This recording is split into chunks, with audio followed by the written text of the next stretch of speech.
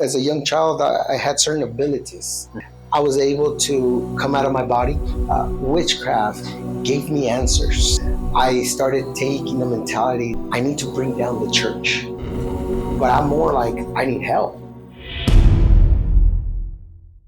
Welcome once again. My name is Socrates to the Encouragers, a podcast where I firmly believe that a testimony of a person can change people's life, but only if God is in the middle of that testimony.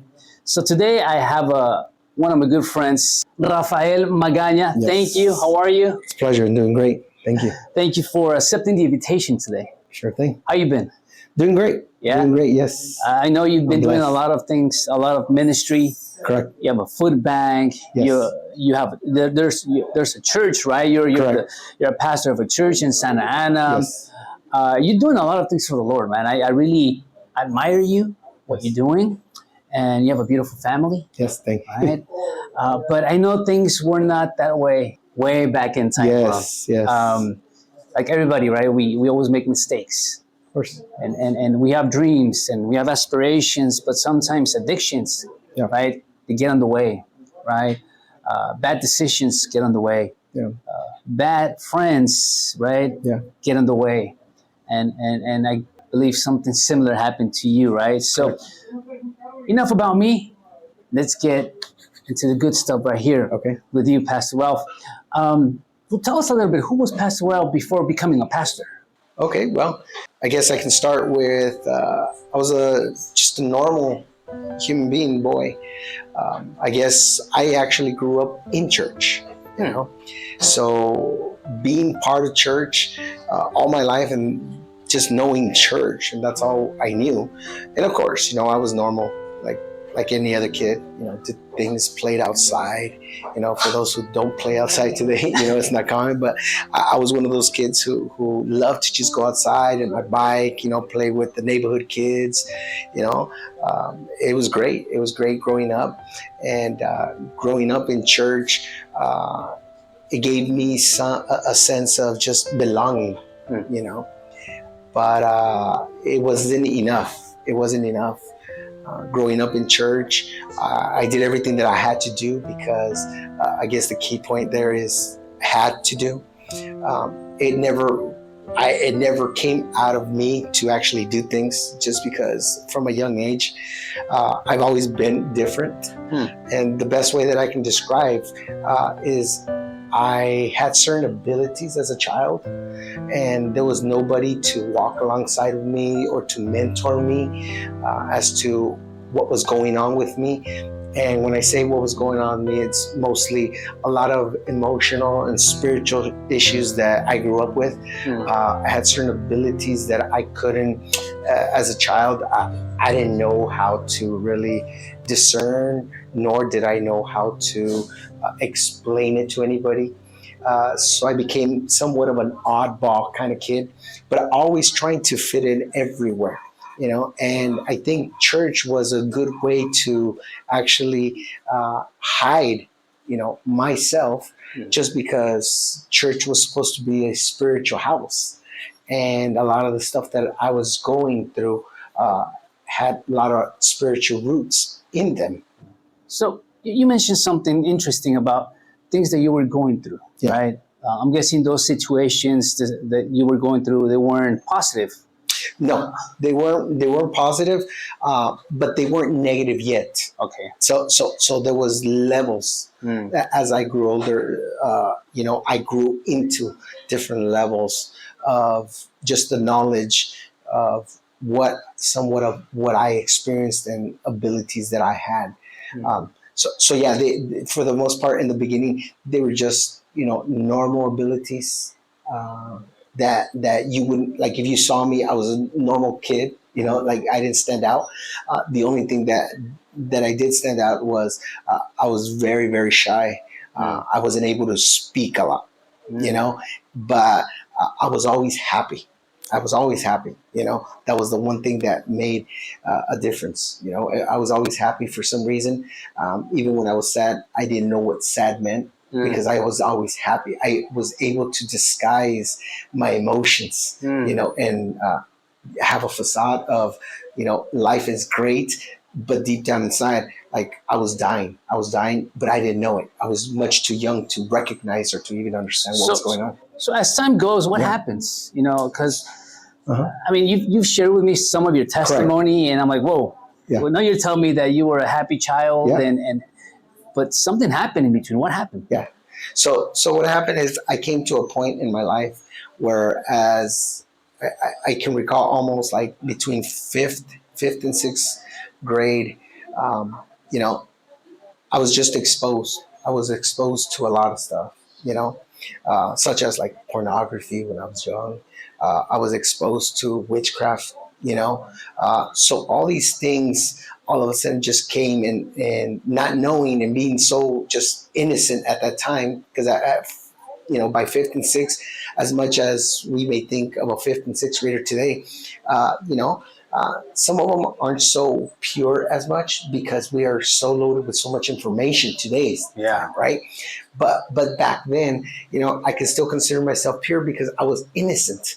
And what kept me somewhat innocent was the church, But at the same time, I tried to rebel because there was a revolution happening inside me, a struggle within, because I knew what I had to do because the church told me so.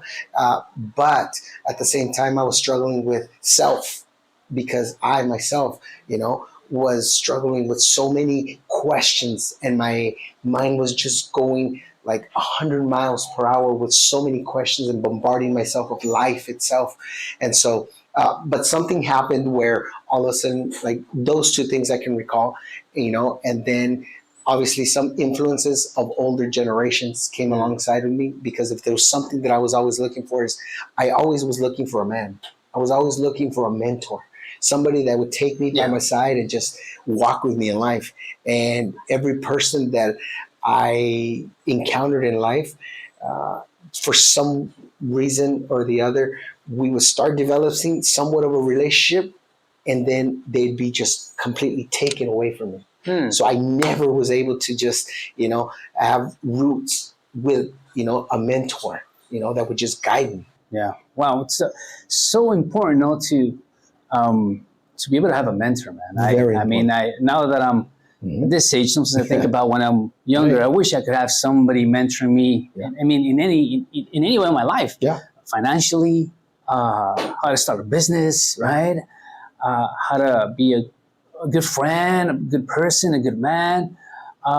It's always good. So for those of you watching, look for a mentor. It's always good to have a mentor, but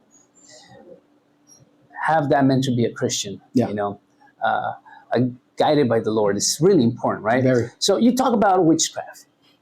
How were you exposed to that, and what happened? I mean, when you were exposed to witchcraft? Well, like I said, as a young child, I had certain abilities, and the church could not answer, many of the questions that I had. What were those abilities? Or so some of the abilities is I was able to come out of my body from a young age, The other thing is I can be talking to you, but I can hear maybe 5 people that are sitting next to me. I can hear all their conversations at once and then have a conversation with you. And then I can tell you, even though I'm just looking at you, I was able to tell you what every person that was sitting next to us, or even having their conversation, I can tell you what they were wearing. Oh, wow. I could tell you what they had in their pockets. I can tell you what some of the ladies carried in their purses. So abilities like that if you talk to anybody, everybody would just say, oh, you have issues. But as much as I would say, okay, I'll accept that I have issues, if that's what you want to call it. But I'm more like, I need help. Yeah. I just want to understand this. What's going on with me? Because my peers don't seem to have any of this. And I sure can't talk to them. And, because then I'm really going to be, looked as a weird person. Yeah. So growing up, that's kind of hard, just feeling like you're the only one. Wow. Yeah. Wow. So you talk about witchcraft. Yeah. Right. And I'm guessing you get involved with it, but that just changes things around, huh? Yes. It changes because witchcraft, and just the practices, the occult, more than anything, gave me answers. It gave me answers to a lot of the things that I had experienced, a lot of things that I was dealing with, you know, uh, during as I was awake, and even when I was asleep, like sleep paralysis. I would get some of these stuff. I'd be able to just journey at night, get out of my Wow. bed, and just go to places, go to different houses, walk into houses, and just wow, okay. Again, so the occult provided a lot of the answers that the church could not answer for me. Hmm. And that was one of the turning points that all of a sudden I said, maybe I've been seeing, what they call the enemy, in the wrong lens. Because the church, now I know that the church doesn't know everything and they can't help me.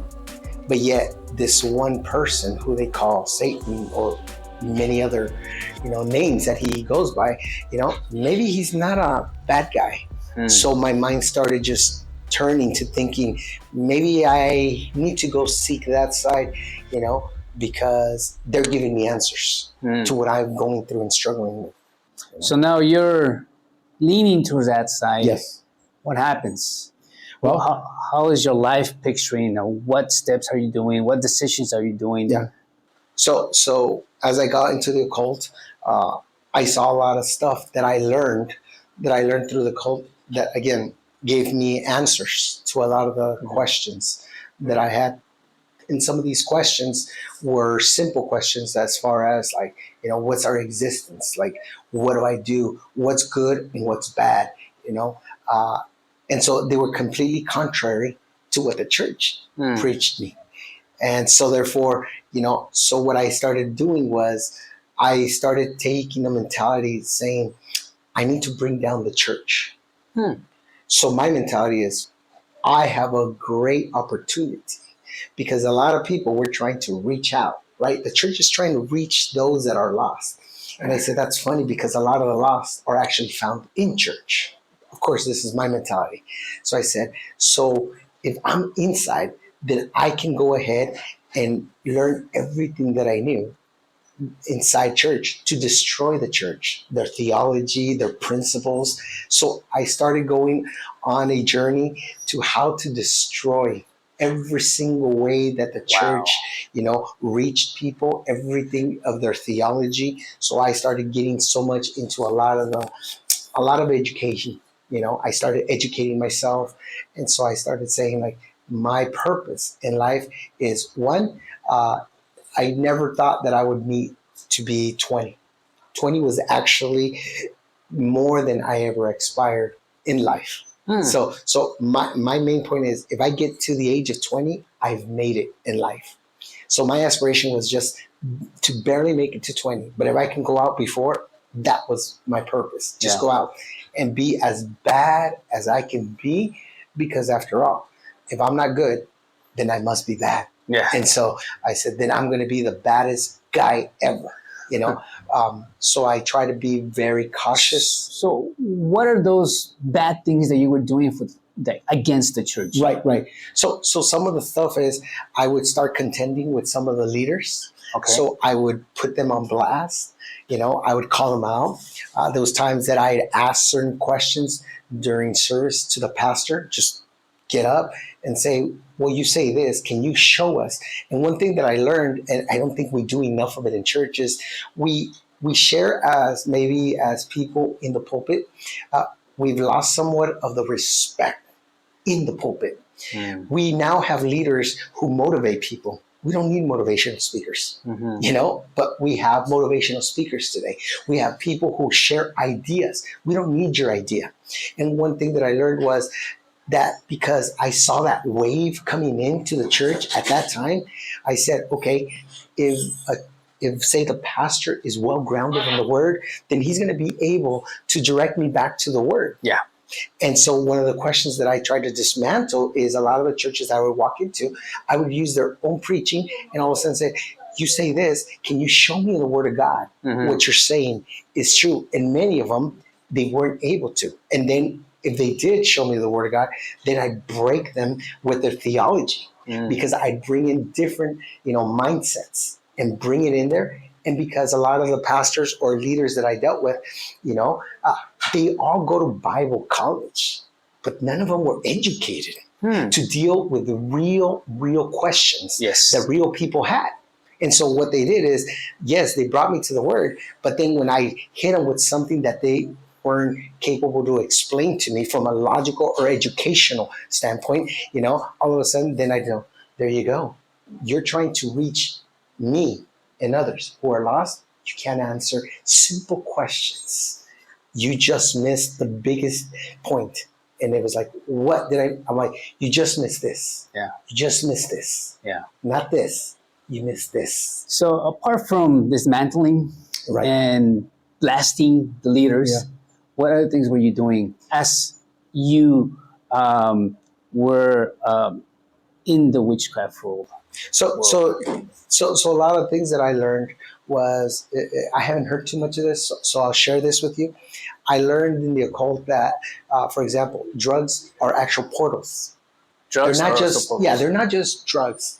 And so in order for me to actually gain more power, then there has to be some kind of substance, because all of a sudden it dumbs down the psyche, and it opens up the spiritual being in you.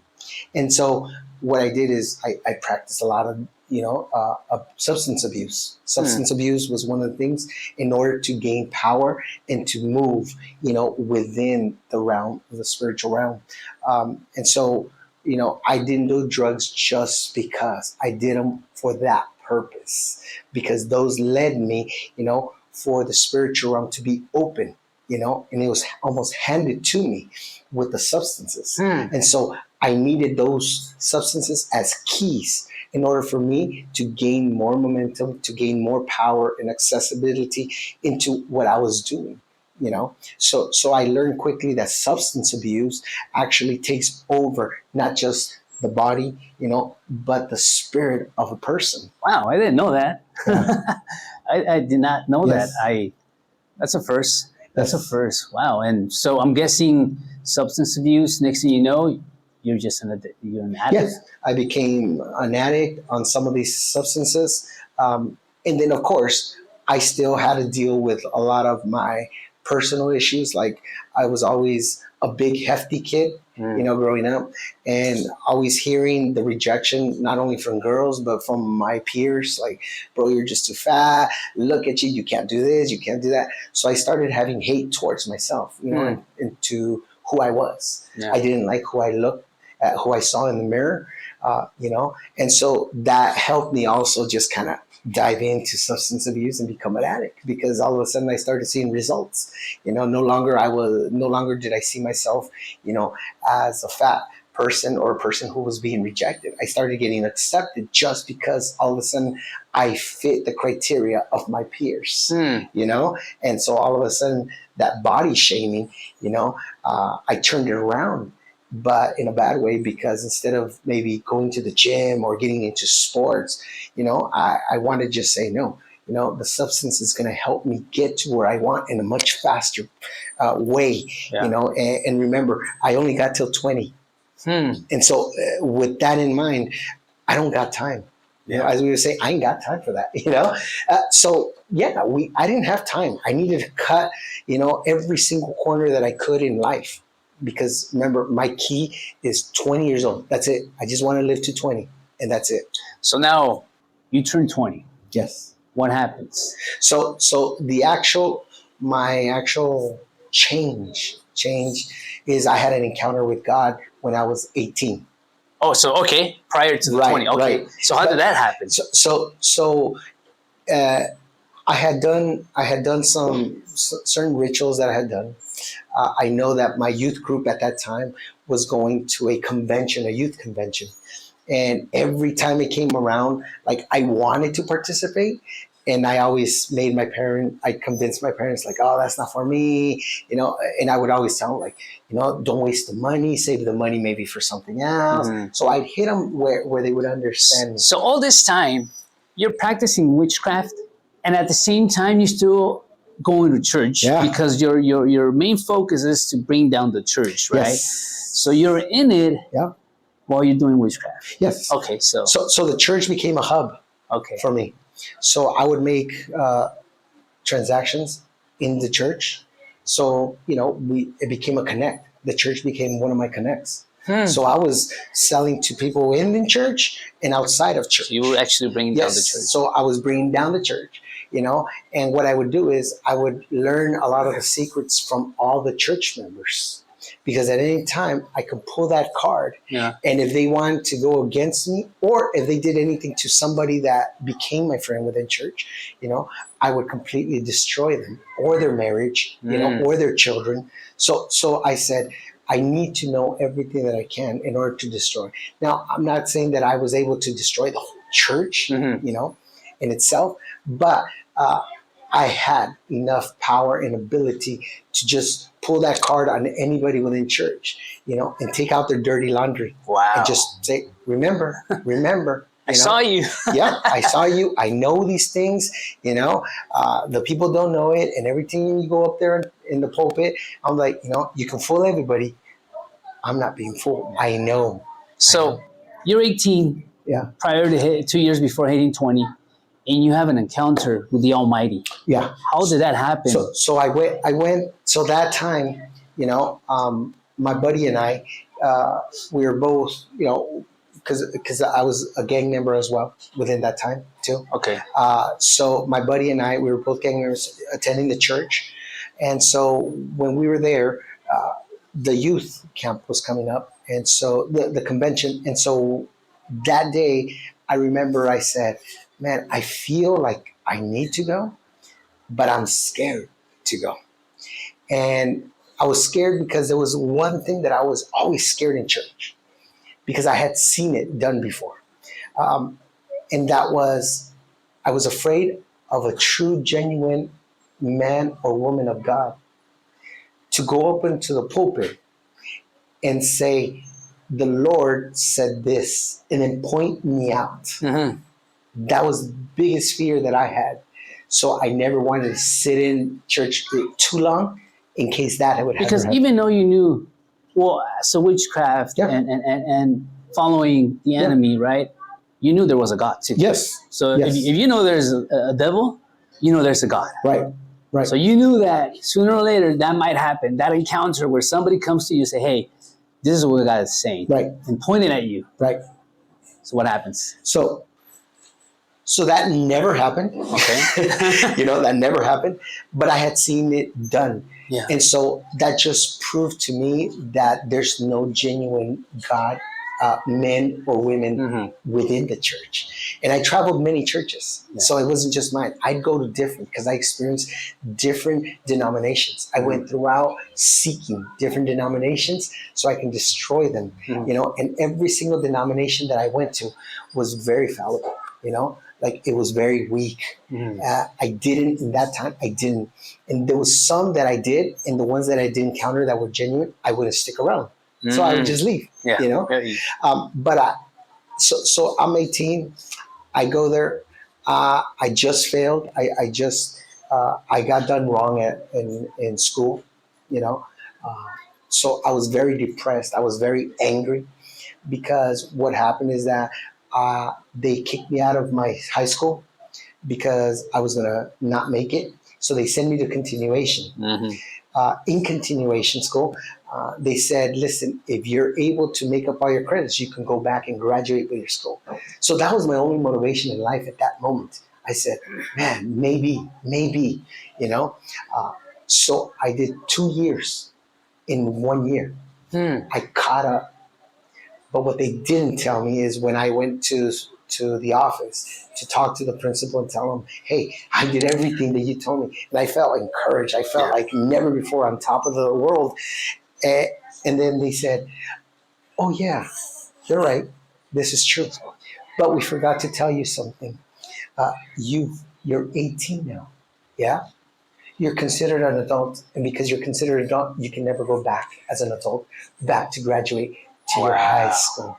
So that just spun me off, and I was angry. I felt that the system, like, why do we do, here we go again, it's almost the repetitive things of church. You go, you sit, you do everything that they tell you, and if you do the right thing, man, somehow you're going to enter heaven, somehow, God's going to be pleased with you. You do all the right thing, and then boom, failure. They lie to you. Yeah. And so here's a repetition of church happening again in life, happening again in my school. So I get very angry. And so what I do is I said, that's it. I'm done. I don't want to do. I'm just going to throw my whole life away. So I 18. I'm at church. They're going to this youth camp, and before there, I actually did a lot of substance abuse. I completely abused some of the substance. And I said, okay, I'm going to go ahead and ask this so-called God, that I grew up with. I'm going to ask him one question. If he answers this question, then I'm willing to go ahead and make a covenant, with this one God. And I said, this is the God of my parents. It's not my God, because I never believed in God, but this was my parents, God. And so what I did was I abused the substance. I went super, super high. And then I asked my dad when they were leaving, I said, can you pay for me? And he says, you want to go? They're already leaving. I said, can you just pay for me? He said, yeah, I'll pay for you. So my friend and I, we both got into the van and we took off.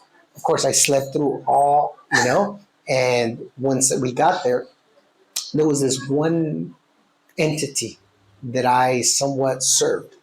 At the time I didn't know I was serving, but I dabbled with this certain entity, and I had a necklace of this entity. And the entity had like red eyes and stuff. There were some pearls, and I remember when we got there, I was very, very scared, very nervous. Okay. Because of the substance. Okay. So I was very, very high, and I said, "Oh my gosh, like my main objective was hopefully I can pass out and die, and that will bring the whole convention down." Mm-hmm.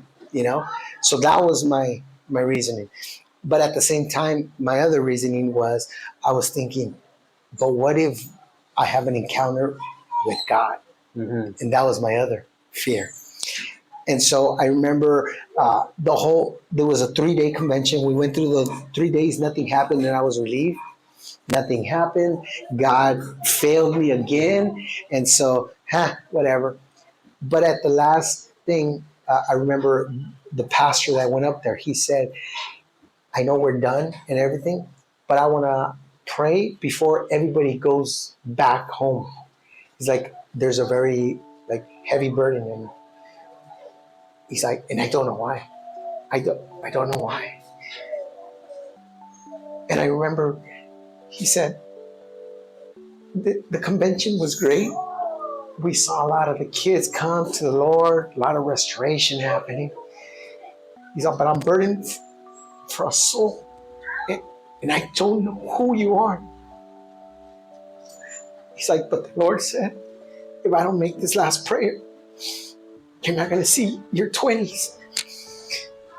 And so, mind you, he didn't call me out. He didn't do anything weird, And he said, all I'm going to ask is, right there where you guys are, within your group, just hold your hands. That's it. You guys just hold your hands, and I'm going to pray. He's like, and I know right now, God's going to just touch you in the most practical but yet powerful way, because you're ashamed that he's going to expose you. But God is love. He's not a God of shame. He's not going to come and shame you.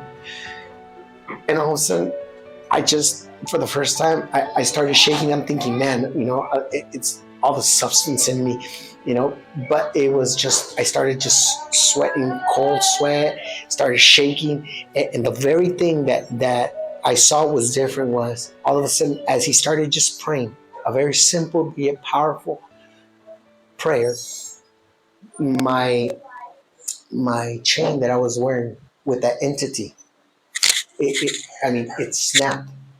It snapped in front of me. And I remember I opened my eyes and I wanted to get it, but I couldn't because I was holding hands with the rest of the kids, you know.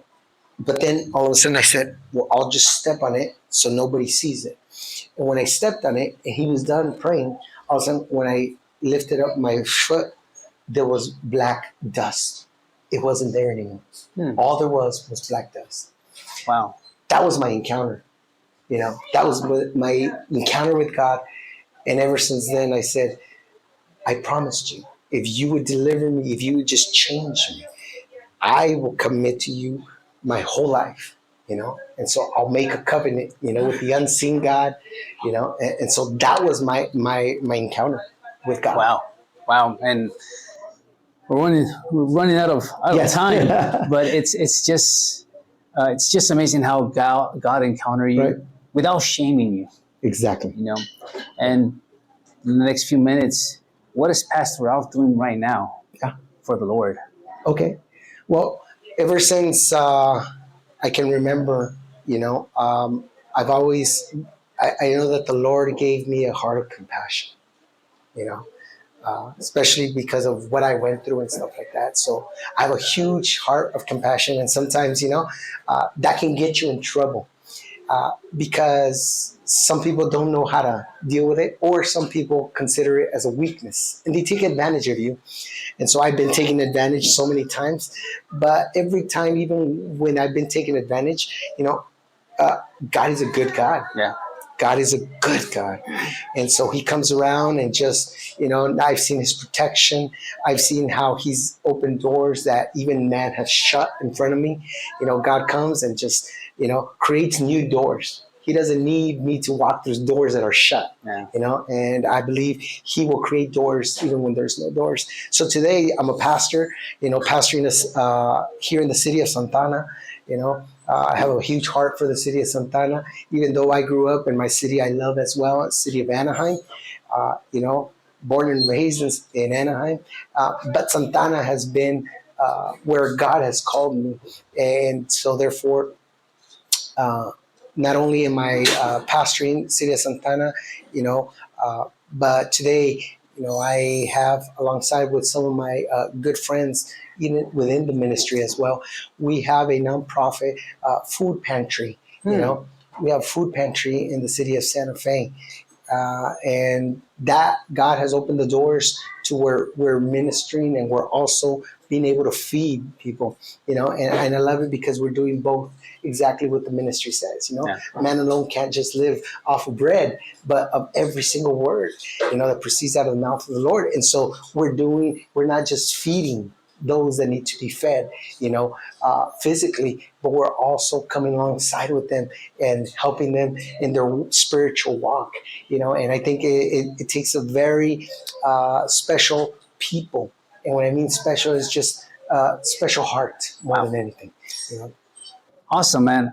Thank you very much, Pastor Ralph, for sharing your story, well, at least part of it.